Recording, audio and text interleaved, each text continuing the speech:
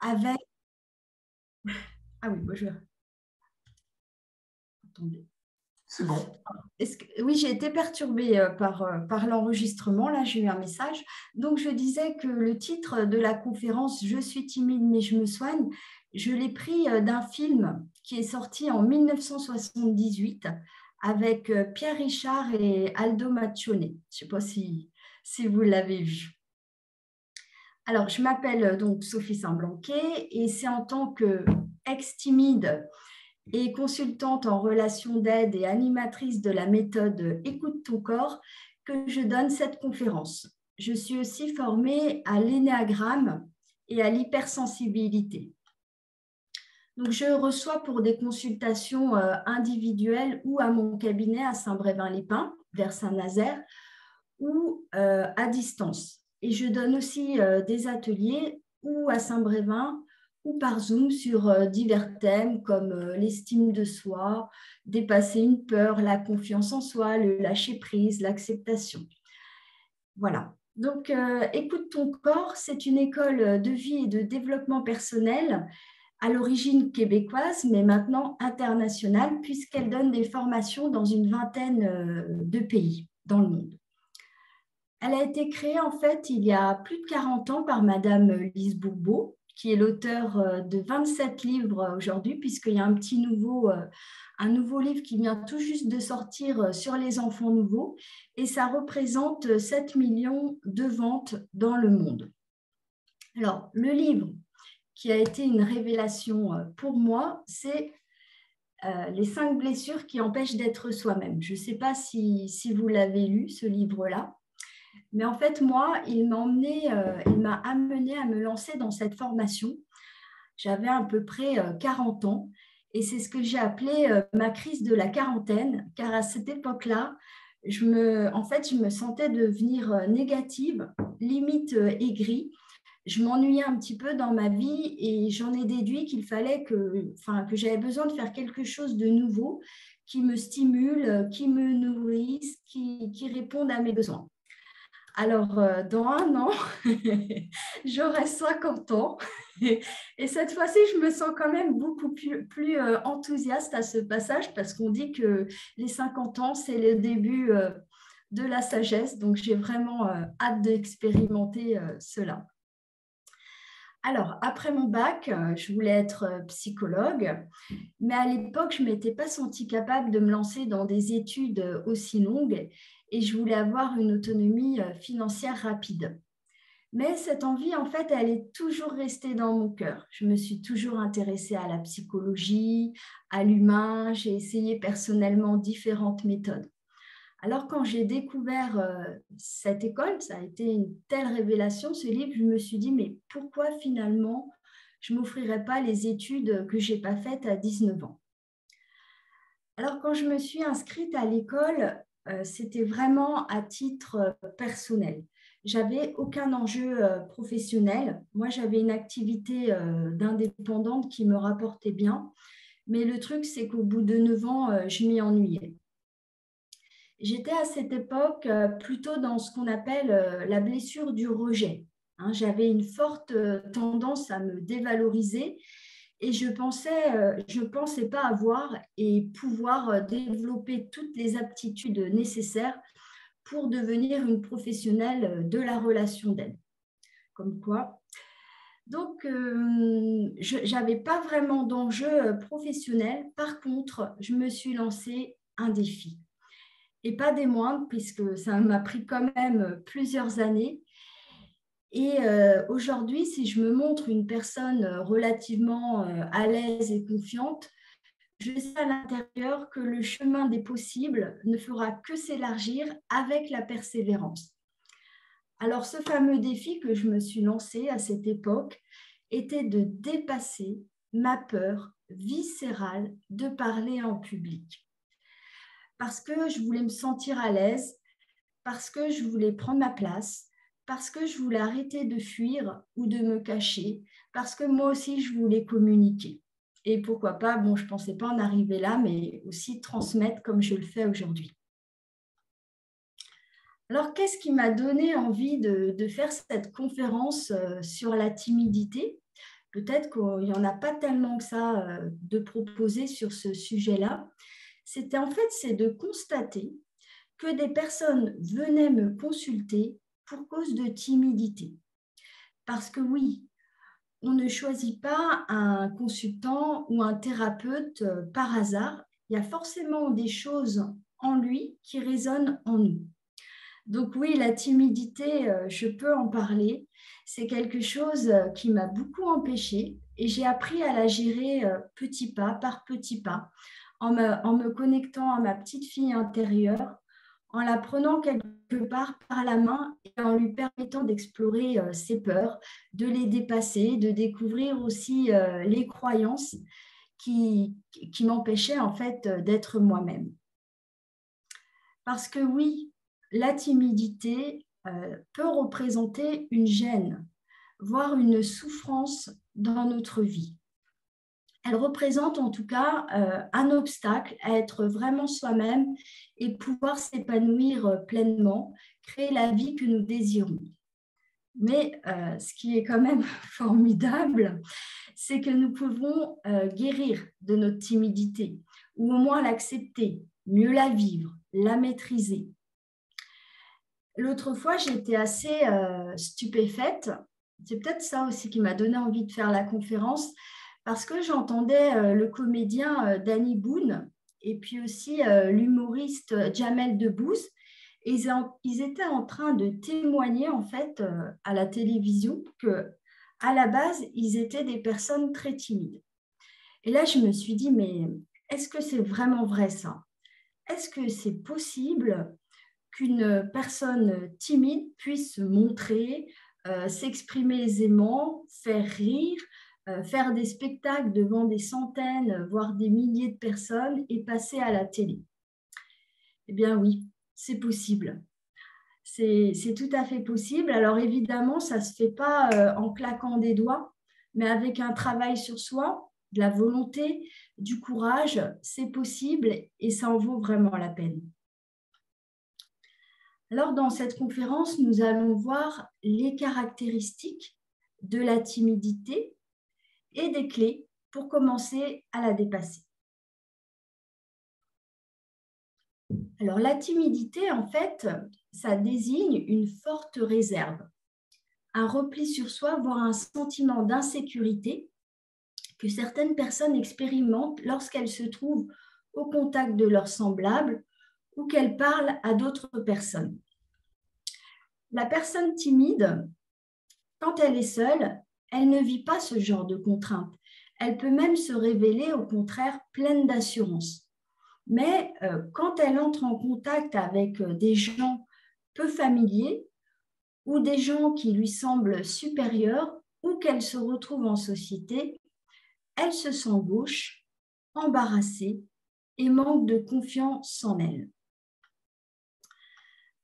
Alors, je vais vous parler un petit peu de mon histoire personnelle pour voir si quelque part ça éveille des choses en vous, si vous vous reconnaissez dans ce que je vais vous raconter. Moi, ce que m'ont expliqué mes parents, j'étais leur premier enfant. Jusqu'à l'âge de 1 an et demi, 2 ans, j'étais une petite fille comme ça, très joyeuse, très spontanée. Et c'est quand j'ai commencé à fréquenter d'autres enfants, à aller à la maternelle, qu'ils ont constaté ma timidité. Et aussi, s'était passé un incident qui semble peut-être pas grand-chose comme ça, mais avant que je rentre à l'école, on avait été chez ma cousine et en fait, elle avait 2 ans de plus que moi. Elle avait 3 ans et demi. Et elle avait été jalouse parce que ses parents s'étaient un peu intéressés à moi, tout ça. Et du coup, elle s'était montrée agressive. Elle m'avait fait des petites misères d'enfant, mais pour moi qui étais petite, je pense que ça m'avait quand même impressionnée. Et ma mère, elle m'a dit que quand j'étais face à ma cousine, comme ça, qui était agressive, j'étais en fait complètement désemparée, j'étais paniquée. Je pleurais et eux-mêmes, mes parents, ils étaient gênés parce qu'ils ne savaient pas comment réagir. Ensuite, quand j'ai commencé à aller à l'école, j'avais beaucoup de mal à aller vers les autres enfants. J'étais craintive, je restais dans mon petit coin et il me fallait beaucoup de temps pour m'adapter à l'environnement et au groupe. C'est ce que les maîtresses disaient à mes parents. Et ensuite, ben, ils ont renoncé en fait à m'envoyer dans des activités de groupe, genre maison de quartier ou centre aéré, parce que j'y avais pas de plaisir. En fait, ils m'emmenaient, je me mettais dans un petit coin, puis quand ils revenaient quelques heures après, j'étais toujours dans mon petit coin. Alors, je ne sais pas si ça vous parle, si vous vous reconnaissez en tant qu'enfant comme cela, timide. Alors qu'à la maison, avec mes parents ou des adultes que je connaissais, j'étais une petite fille à l'aise, joyeuse, spontanée. Aussi, j'avais un ami qui avait mon âge, qui avait 2-3 ans comme moi, et à deux, c'était plus facile pour moi la relation. C'était vraiment la notion en fait de groupe qui me posait problème. Mais je connais aussi des personnes très timides qui m'ont dit, elles, n'avoir aucun ami. Je ne sais pas si c'est votre cas. Alors, la première réaction de la personne timide est souvent de fuir ou de couper court à la conversation, de s'isoler des autres, car la timidité se retrouve en particulier chez les personnes qui ont la blessure du rejet. Et quand on a la blessure du rejet, on se rejette soi-même. Et on va avoir du mal à reconnaître notre valeur. On a un manque d'estime de soi. On va se traiter de nul ou de vaurien, pourquoi pas. Et du coup, on va hésiter à prendre notre place. Et notre défi, ça va être justement de se donner le droit d'exister, de prendre sa place, plutôt que de vouloir fuir la situation par peur de paniquer. Le masque, c'est le fuyant. On a peur de paniquer, donc on fuit. Donc, une autre des caractéristiques de la personne timide, d'une personne timide, c'est qu'elle s'avère très sensible et elle se préoccupe beaucoup trop de l'effet qu'elle peut produire sur les autres. Elle a en général peur de mal dire ou de mal faire ou de ce que vont penser les autres, comment ils vont réagir. Et c'est pour ça qu'elle manque d'assurance et d'initiative. Par exemple, dans un restaurant, une personne très timide peut être très mal à l'aise du seul fait de commander son repas. Elle choisira ce qui est simple et rapide à dire ou encore la même chose que le voisin par peur d'attirer l'attention et les regards sur elle. Elle ne va pas choisir ce qui lui fait plaisir. Il y a aussi des personnes sont timides dans un domaine alors qu'elles ne le semblent pas du tout dans d'autres. Par exemple, une personne sûre d'elle dans l'ensemble, qu'on dit, elle n'a pas l'air timide cette personne, elle peut être trop timide pour danser seule avec son conjoint devant une foule, malgré le fait qu'elle sache très bien danser. Je ne sais pas si c'est des choses qui vous parlent. Certaines personnes peuvent être très à l'aise dans leur milieu professionnel ou amical, mais se sentir complètement gauche, incapable d'aller vers quelqu'un, de faire un premier pas pour une rencontre amoureuse, par exemple. Certaines personnes peuvent vivre de la timidité dans l'intimité ou dans la sexualité aussi. C'est très varié. Donc, la timidité, ça dépend des domaines, ça dépend des personnes. Voilà, il y a aussi des personnes qu'on appelle des timides maladifs, donc, et puis des personnes qui le sont peu, mais qui le sont parfois. Alors, et pour d'autres personnes, la timidité va s'emparer d'eux de façon intense lorsqu'il s'agit de partager une opinion devant un groupe de personnes. Moi, c'était mon cas. Je me souviens, adolescente, ne serait-ce qu'avec un groupe d'amis, je n'osais pas prendre la parole. J'avais même peur qu'on me la donne. je me sentais très nerveuse à cette idée et j'avais peur, en fait, ma peur, c'était d'être inintéressante. Moi, je pensais que pour parler, il fallait forcément avoir des choses très intelligentes à dire. Et du coup, je ne prenais jamais la parole. J'étais toujours celle qui écoutait.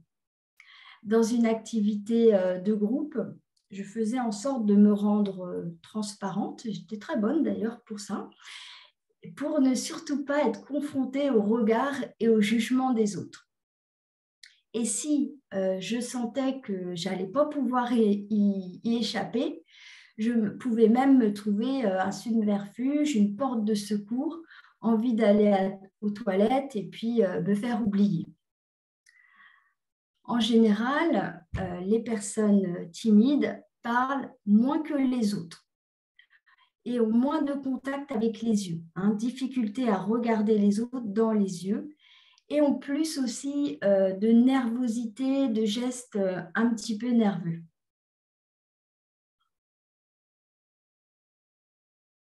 Donc, même adulte, dans des activités de groupe, j'avais peur de m'exprimer devant les autres, de poser de serait-ce une question. Quand je le faisais, je me sentais très nerveuse à l'intérieur de moi, même si les autres ne le voyaient pas forcément, ça. Et je me suis rendu compte aussi que je transpirais. Je ne sais pas si c'est des choses qui vous parlent à vous. Alors, la timidité, c'est la réaction qu'on ressent face au regard de l'autre. Quand on a peur de ne pas faire une bonne impression, quand on a peur de ne pas donner une bonne image de soi, finalement. La timidité, elle est reliée au regard de l'autre dans des situations nouvelles ou lorsqu'il y a un enjeu. Parce que la personne timide a une faible estime d'elle-même. Ce qui l'amène à entrer dans les situations sociales avec cette impression qu'elle ne parviendra pas à agir de façon appropriée et à répondre aux attentes des autres. La désapprobation des autres est une expérience très difficile qui renforce la timidité du timide. C'est vraiment quelque chose qui lui fait peur. Donc, comme je le disais, la personne timide a peur du regard et du jugement. Elle a peur d'être critiquée parce que la moindre critique va venir remettre en cause ce qu'elle est. Elle le prend dans son être. C'est dû au manque d'estime de soi et va venir quelque part démolir le peu de confiance qu'elle a en elle. Elle a peur d'être rejetée et elle a peur d'être rejetée en fait si elle n'est pas parfaite selon sa vision. Elle est effectivement très critique, y compris à l'égard d'elle-même. Elle va se fixer comme ça des objectifs très élevés et elle craint l'échec plus que tout, ce qui va lui ôter sa capacité à prendre des initiatives et des risques, forcément. Du coup, elle va se mettre... moi, je me souviens quand j'étais toute jeune, là, une vingtaine d'années, quand je travaillais en entreprise, on me reprochait mon manque d'initiative et de confiance. En fait, parce que je stressais beaucoup à l'idée de mal faire et d'avoir des remontrances. Et du coup, ça m'inhibait complètement. Je ne sais pas si c'est des choses qui vous parlent à vous aussi. Alors du coup, on se met comme ça une grande pression pour être parfait ou parfaite. On se contrôle beaucoup par peur d'être nul, par peur d'être imparfait, d'être incapable, pas à la hauteur, et j'en passe. Et finalement, c'est souvent cette pression, ce contrôle et cette peur d'être rejeté qui nous font perdre nos moyens et nous empêchent d'être naturels, d'être nous-mêmes.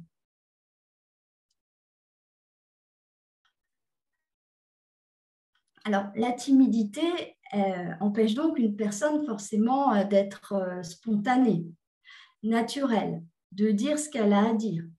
puisqu'elle se croit souvent jugée par sa façon d'être, sur sa façon d'être. Elle se compare continuellement à d'autres. Et cette attitude fait en sorte qu'elle se refuse le droit d'échouer. Si une personne timide doit chanter à un karaoké ou danser, activité de loisir ou de plaisir normalement, et même si c'est la première fois de sa vie qu'elle chante ou qu'elle danse, elle se mettra à la pression car elle voudra directement chanter comme Céline Dion. Bon, peut-être que j'exagère un peu, mais c'est un petit peu ça. Et elle n'accepte pas de mal chanter. Là, elle se compare aux autres et quand elle voit des personnes qui chantent mieux qu'elle, elle vit cela comme un échec. L'exemple que je vous donne, c'est du vécu, mais je ne pense pas être la seule à vivre cela. Le cas échéant, la personne timide devient quelque part la spécialiste dans l'art d'amplifier un soi-disant échec. Si elle n'est pas au niveau qu'elle voudrait être, elle se dévalorise, se traite de nulle, alors que ce n'est pas forcément ce que les autres ont perçu ou pensé d'elle. Elle va se taper sur la tête, se mettre une balle dans le pied, comme on dit, et si elle ne l'exprime pas forcément à voix haute, elle va le faire en tout cas dans sa tête. En général, si elle ne réussit pas du premier coup, si elle se sent mal à l'aise, nerveuse, elle va renoncer ensuite à l'expérience. Ça sera terminé. Alors qu'une personne qui a confiance en elle va se permettre de faire des erreurs, de ne pas être au top et de pouvoir de recommencer pour pouvoir s'améliorer. En somme, la personne timide s'en demande beaucoup trop en cherchant à projeter une image parfaite d'elle-même. Et à la moindre faille, elle se dévalorise, se sous-estime, puis elle cherche à s'isoler et se renferme peu à peu sur elle-même. Elle entretient ainsi ce qu'on appelle sa blessure du rejet, son masque du fuyant et sa peur de paniquer.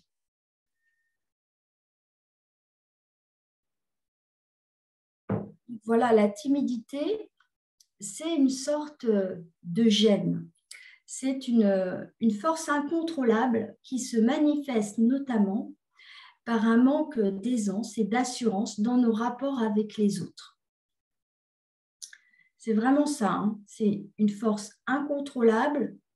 On voudrait, mais c'est comme s'il y a une force, une peur qui nous en empêche.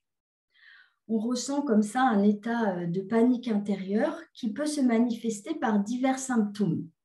Alors, il y a des personnes qui vont se mettre à rougir, avoir chaud, transpirer, on peut trembler, bégayer, avoir un trou noir, ne pas savoir quoi dire, ne pas réussir à réagir, perdre tous ses moyens, sentir une grande nervosité, du stress à l'intérieur, avoir le plexus solaire serré, avoir la respiration bloquée, voire tituber. Dans le pire des cas, ça peut arriver, mais c'est quand même rare, s'évanouir.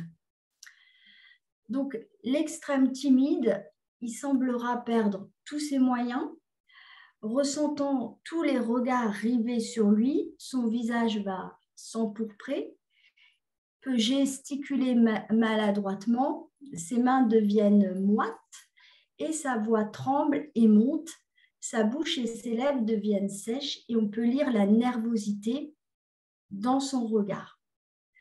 Cette situation peut se produire même s'il est très bien préparé et maîtrise parfaitement sa matière, ce qui va le mettre forcément hors de lui intérieurement. Alors concrètement, c'est quelque chose qui m'est arrivé. Je l'ai vécu. lors de mes premières prises de parole en public, j'étais partie faire la première conférence que j'ai fait, c'était en présence.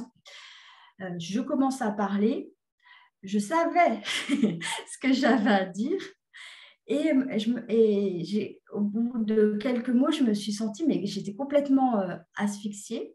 L'air était bloqué, ça passait plus et j'arrivais plus à sortir un son l'un après l'autre. J'étais en état de panique et j'arrivais plus à parler pendant quelques minutes, ce qui a semblé très long. Puis après, il y a eu un petit miracle, je me suis mis à rire et c'est reparti. Voilà, j'ai pu faire tout le reste de ma conférence de façon très naturelle et voilà.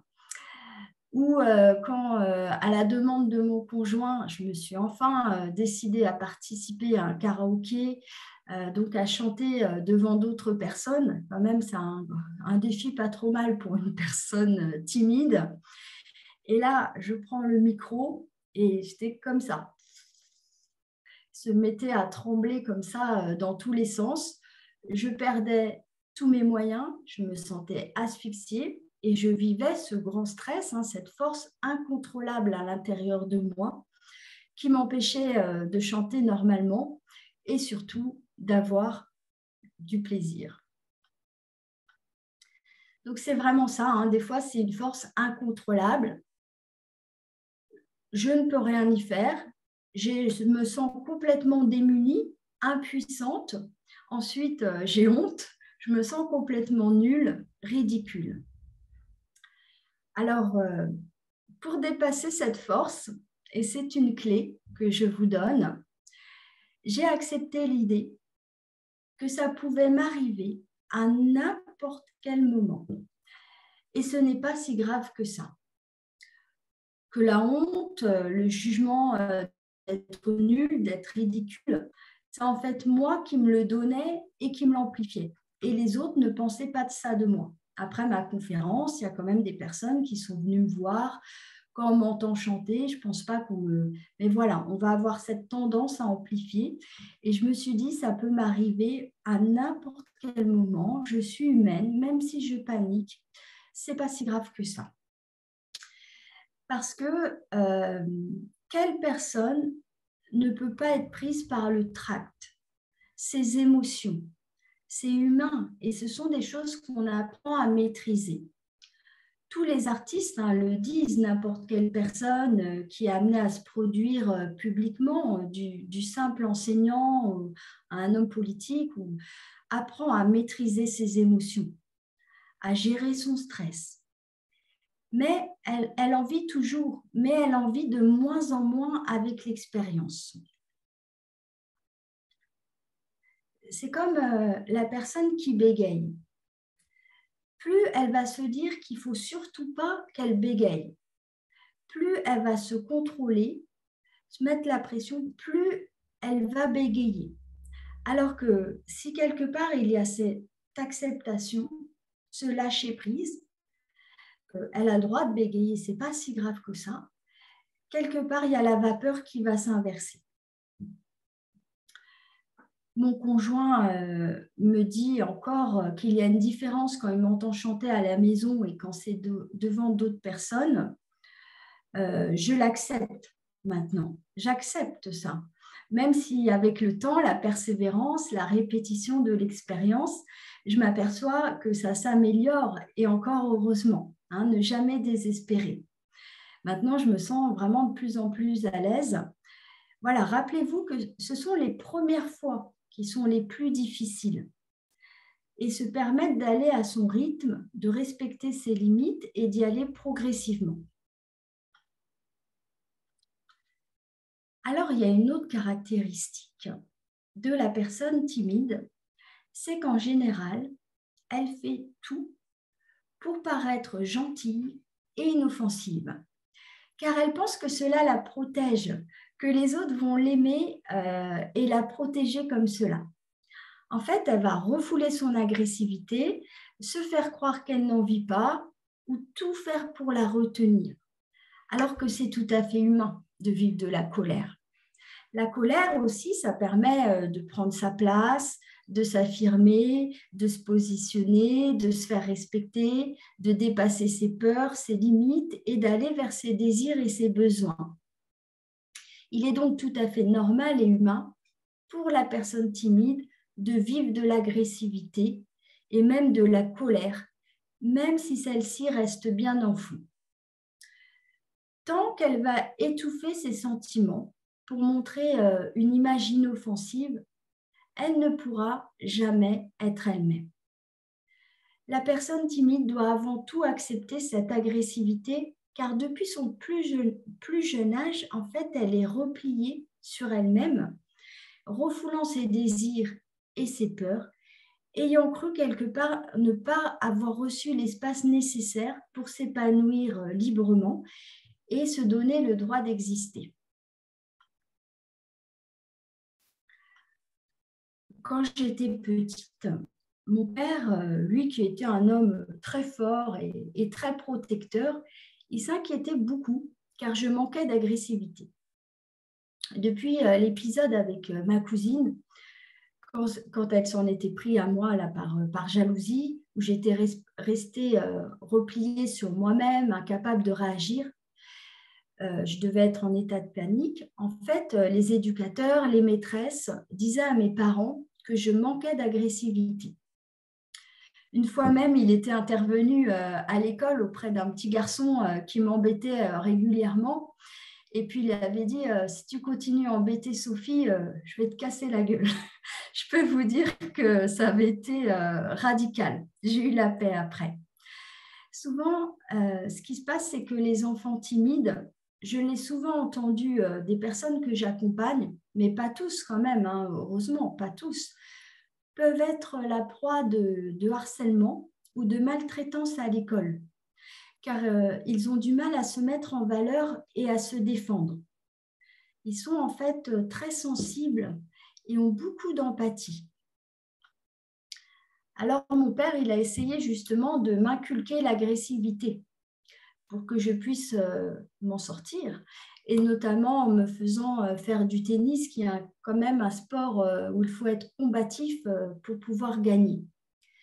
Je me souviens aussi un jour où il était très fier de moi parce que je m'étais battue avec mon petit frère dans la salle de bain. Donc, c'est une clé, hein. Si vous êtes timide ou si vous avez des enfants timides, donnez-vous le droit d'être en colère et agressif parfois. N'hésitez pas à en parler ou à vous faire aider, hein, si vous subissez l'agressivité répétitive, voire la violence des autres. C'est que quelque part, si vous subissez ça, c'est que vous devez apprendre à vous respecter et à vous affirmer. Allez vers des activités qui vous aideront à l'être en toute sécurité, les sports en général, des cours de théâtre ou même taper dans un oreiller ou un punching ball, crier, faites une thérapie. Mais ça va être important pour vous de vous donner le droit d'être en colère aussi et de vous défendre. Une autre clé que je vais vous donner pour être plus à l'aise en société, pour aller vers les autres, faire le premier pas, communiquer, c'est souvent quelque chose qui est difficile quand on a la blessure du rejet, mais moi, ça m'a beaucoup aidée parce que j'ai plus développé ça. Bon, il y a eu l'adolescence et puis après, il y a eu le passage là à la quarantaine. Quand j'ai commencé mes études, j'avais encore des difficultés à être en groupe. Voilà, quand j'étais adolescente, j'étais à l'aise à deux. À deux, ça allait, j'avais plein de choses à dire. Mais dès que j'étais en groupe d'amis, je n'osais pas parler parce que j'avais cette peur d'être inintéressante. Du coup, je pense que j'en ai eu marre de cette situation. Je me suis connectée justement à ma colère de subir cette situation et j'ai voulu dépasser cette peur. Alors, j'ai choisi un modèle qui semblait à l'aise en société. Je n'ai pas eu à chercher très loin, je vous avoue, parce que mes deux parents sont à l'aise en société.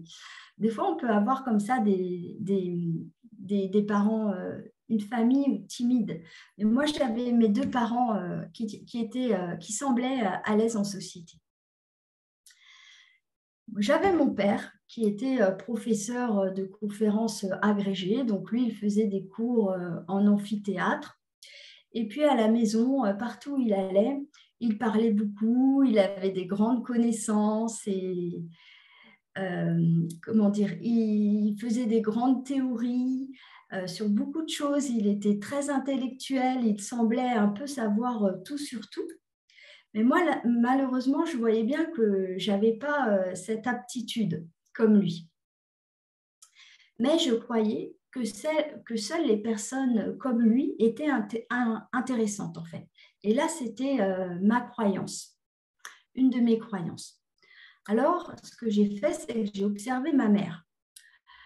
Quand elle allait quelque part, je la voyais toujours avec un petit cercle de personnes autour d'elle.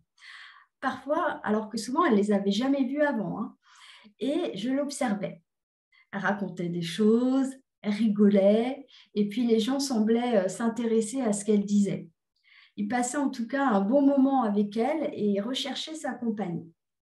Alors, j'ai écouté ce qu'elle disait. Elle ne racontait rien d'intellectuel. Elle ne parlait pas de connaissances. En fait, elle racontait sa vie ou celle de ses enfants, ses histoires au travail ou ses petits malheurs. Mais comme elle le racontait avec dérision, enthousiasme, en rigolant, elle était joyeuse et du coup, je voyais bien que ça intéressait et que ça amusait les gens. Et ils se sentaient bien avec elle parce qu'elle faisait le premier pas, la conversation, elle avait cette aptitude. Une fois, je lui ai demandé si elle s'était déjà posé la question de savoir si elle était intéressante ou pas. Et elle m'a dit qu'elle ne s'était en fait jamais posé cette question. Donc, je me suis inspirée d'elle pour être plus à l'aise en société. Ce qu'aiment les gens, c'est juste qu'on aille vers eux, qu'on leur parle, qu'on s'intéresse à eux. Eux, ils sont contents en fait justement s'ils n'ont pas ce premier pas à faire. Hein, c'est d'avoir une belle énergie avenante. Donc, c'est une clé. Allez chercher votre croyance. Et une autre clé, inspirez-vous d'une personne qui vous semble à l'aise et voir comment elle fait. Car en fait, elle devient votre miroir. Vous avez la même capacité à être à l'aise qu'elle, même si ce n'est pas encore développé chez vous à cause de certaines peurs et de certaines croyances.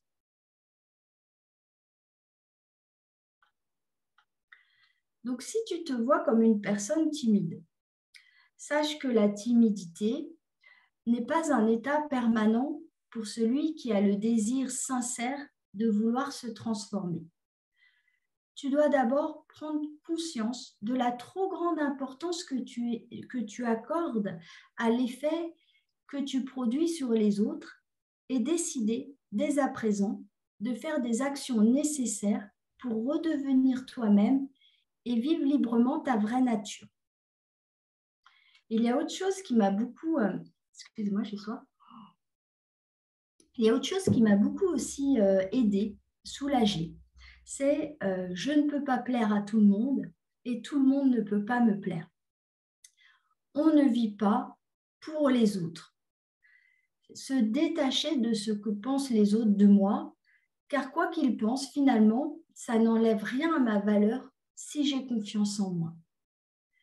Et la décision que j'ai prise envers moi-même a été d'être fière de moi à chaque fois que j'ose faire quelque chose de nouveau pour dépasser ma timidité. Et peu importe le résultat. Ça, c'est très important, c'est oser et se détacher du résultat. C'est en fait lâcher prise au lieu de vouloir tout contrôler et de se mettre la pression. C'est une clé. Alors oui, ça demande quand même de la détermination, du courage, de sortir de sa zone de confort, mais le jeu en vaut la chandelle. Car en fait, ce sont des petites victoires comme ça, bout à bout, que nous remportons à chaque fois que nous osons faire quelque chose de nouveau. Et c'est la somme des petites victoires qui vont entraîner quelque part la grande victoire.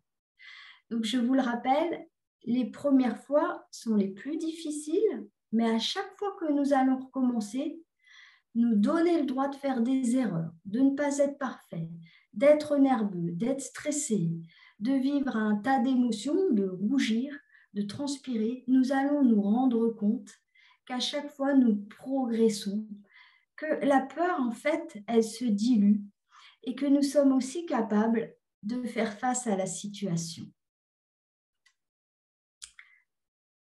Alors, souviens-toi qu'à cause de ta blessure du rejet, tu en es là aujourd'hui.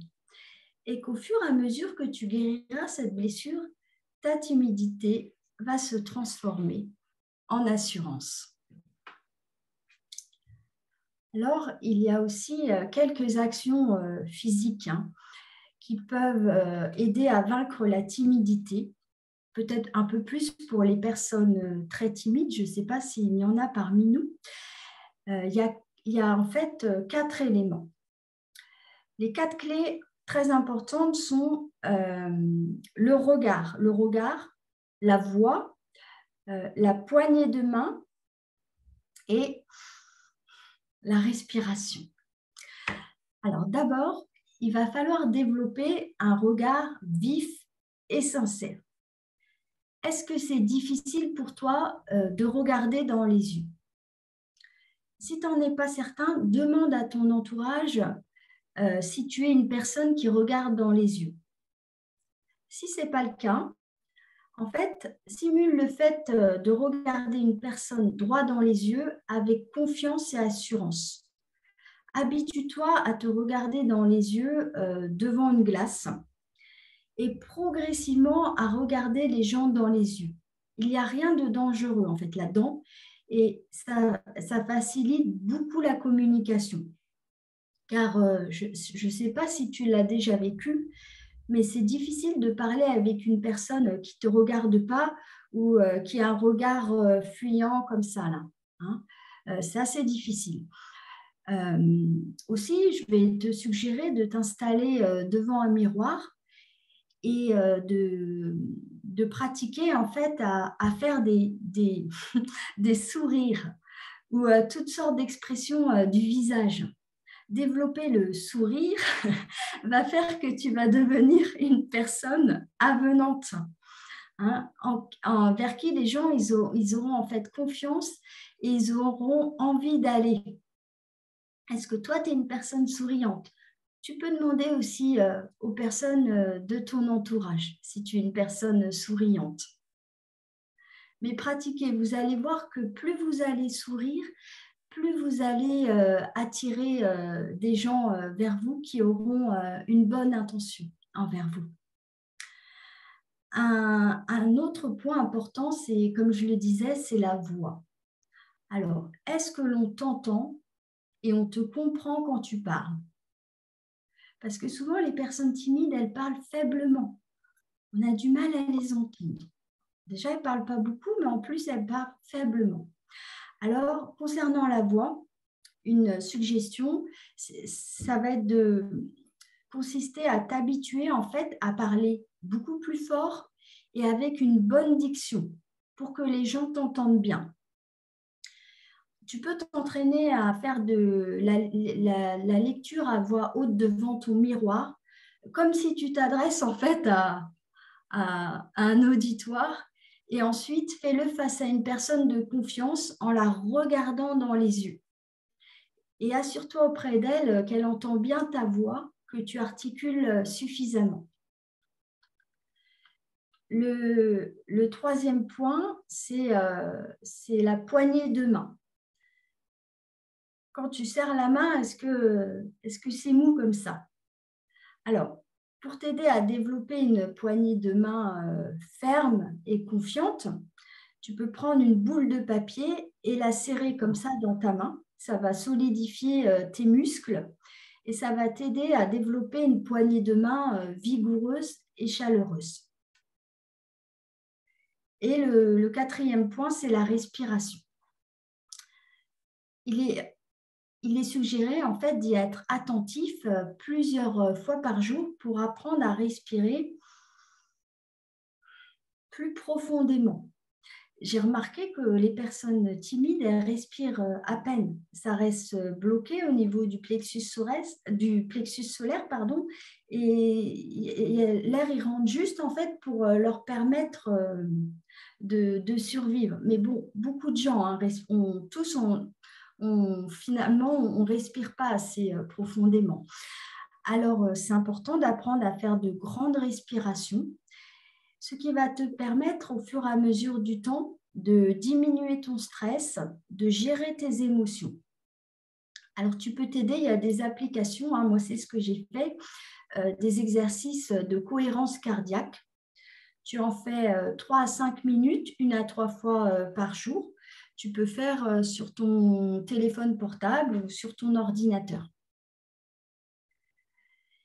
Et n'oublie pas, hein, dès que tu sens du stress, de la peur dans ta vie, pense à prendre de grandes respirations. Ça va te permettre en fait de reprendre ton pouvoir et d'être centré. Alors, les autres moyens pour développer plus de confiance et d'assurance. Ah, il y a quelqu'un qui a un micro là. Ça va être, par exemple, les cours de théâtre, les cours de danse, de chant, tous les sports en général, toute autre formation ou activité qui exige en fait de se retrouver au sein d'une équipe ou d'un groupe. Donc, ça va être vraiment important, hein, plutôt que de rester cloîtré comme ça dans ton univers ou de rester avec des personnes rassurantes comme les membres de ta famille, d'aller vers les autres, d'y aller graduellement et d'oser prendre ta place, lever la main pour poser une question, dire quelque chose alors qu'avant tu n'osais pas, savoir ce que tu veux et oser l'affirmer plutôt que laisser les autres décider pour toi.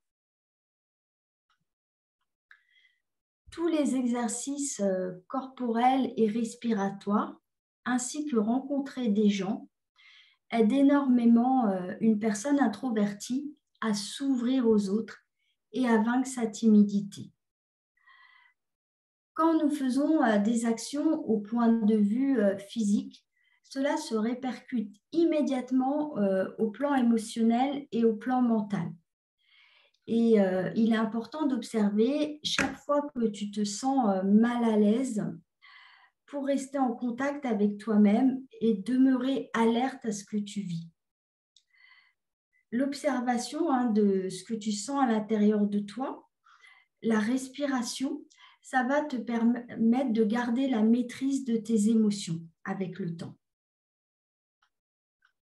Alors, pour réaliser notre désir comme ça de nous améliorer, il n'y a aucune autre alternative que de transformer notre attitude et de poser des actions vers ce que nous voulons. Pour développer la confiance en soi, ça va demander du courage. Oser dire ou faire quelque chose qu'on n'osait pas avant. Le courage, c'est d'avoir peur, mais d'y aller quand même. C'est se prendre par la main et se dire, allez, on y va, peu importe le résultat et ce que vont penser les autres, et se donner le droit d'être imparfait, d'être stressé, nerveux, tremblant, et de ne pas y arriver de suite.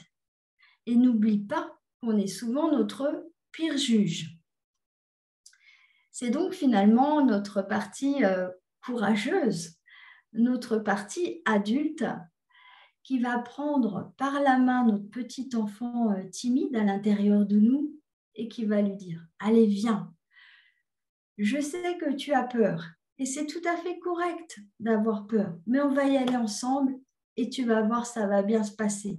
Moi, je serai toujours là pour toi, pour t'accompagner, te rassurer, t'encourager et te consoler si tu as besoin. » Et vous verrez qu'à chaque fois que vous oserez faire quelque chose de nouveau, petit pas par petit pas, peu importe le résultat, parce que c'est quand même très rare les personnes qui sont bonnes dès la première fois, hein. En général, elles ont pratiqué avant, ce qui leur a permis de prendre confiance en elles. À chaque fois, tu seras fier de toi. À chaque fois que tu fais quelque chose de nouveau pour vaincre un peu tes peurs, ta timidité, félicite-toi, complimente-toi et fais-toi un cadeau, pourquoi pas. C'est comme cela que tu vas développer la confiance en toi et l'assurance. Tu vas te sentir de plus en plus à l'aise et confiant. Tu pourras être toi-même et appartenir, te sentir bien avec les autres et dans un groupe.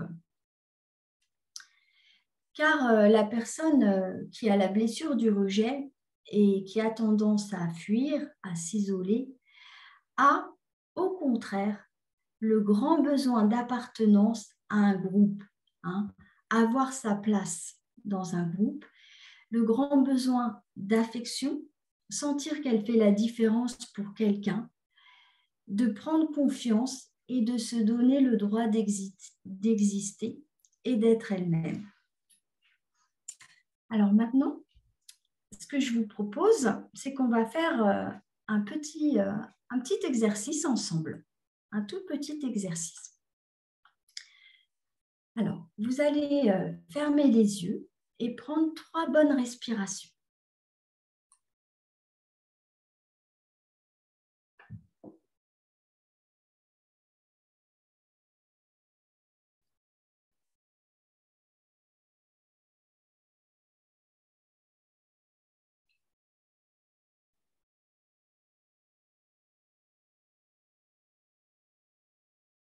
Alors, pense à quelque chose que tu veux avoir ou que tu veux faire, mais tu n'oses pas.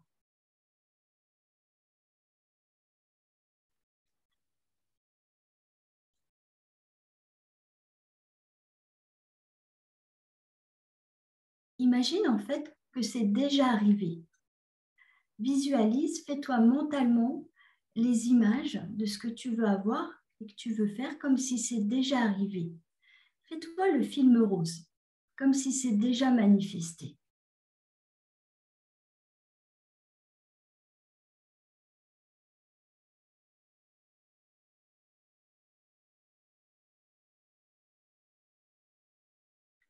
Comment tu te sens à l'intérieur de toi quand tu imagines ce film rose?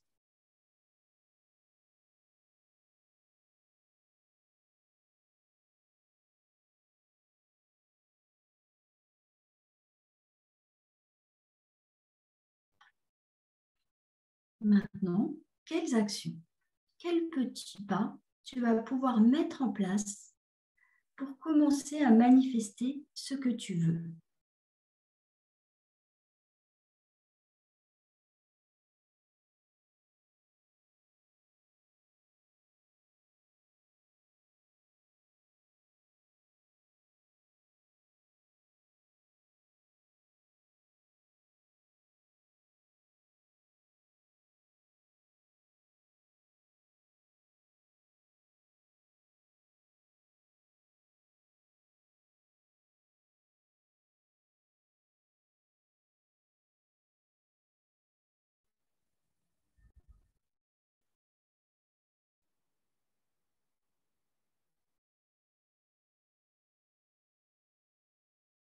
Quand tu te sentiras prêt, tu pourras prendre une bonne respiration et revenir dans la pièce.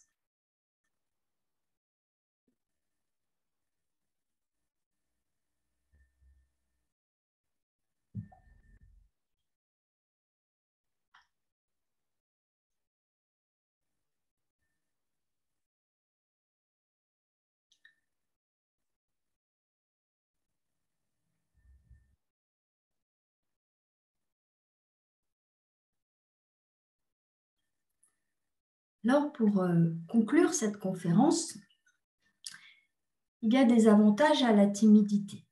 C'est qu'elle donne un air réfléchi et calme. Une personne timide peut paraître plus facilement digne de confiance qu'une personne agitée qui peut sembler un peu brouillonne.